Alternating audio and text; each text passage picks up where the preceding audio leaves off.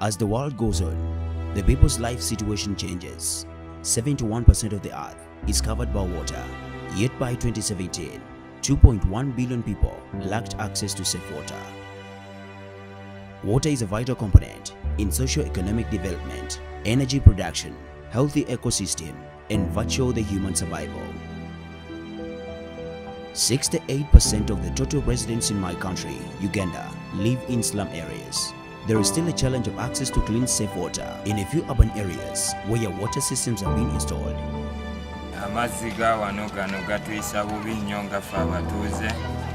Amazzi gano tusaba gavumenti etuyambeko n'obuzibu bw'amazzi. We use this piped water for daily activities and drinking.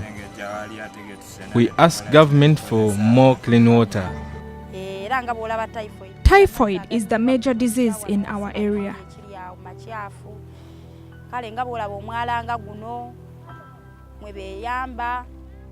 You find like 3,000 homesteads with only 2 toilets. They end up helping themselves in drainages like this. The water we drink is really dirty. Ducks swim in it, cows drink there, and garbage is disposed there. Access to water for some requires spending $1.5 a day to have 100 liters of water. The rural-urban migration has placed much strain on the little existing water system, thus creating a huge demand of clean, safe water for the daily survival. This influx in urban areas has resulted in 2 slum areas which have developed poor sanitation conditions.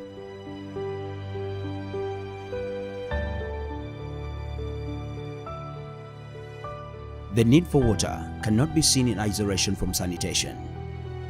It's very negative here in Uganda. People dispose of feces in water sources, which makes water unsafe, leading to cause of diarrhea, and typhoid has claimed 1.7 million children, youth, and elderly deaths each year because of poor sanitation.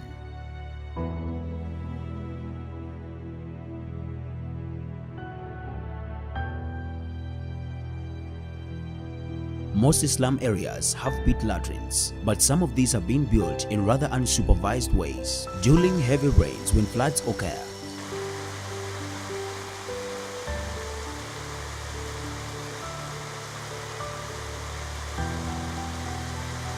The waterways and natural water systems are contaminated by poor sewage systems, and in some areas, human extract in polythene bags, also known as flying toilets.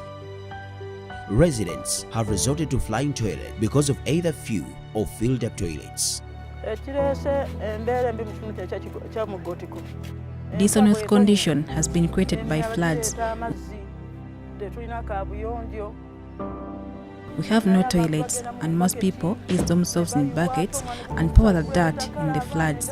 This has caused endemic diseases in almost all homesteads around.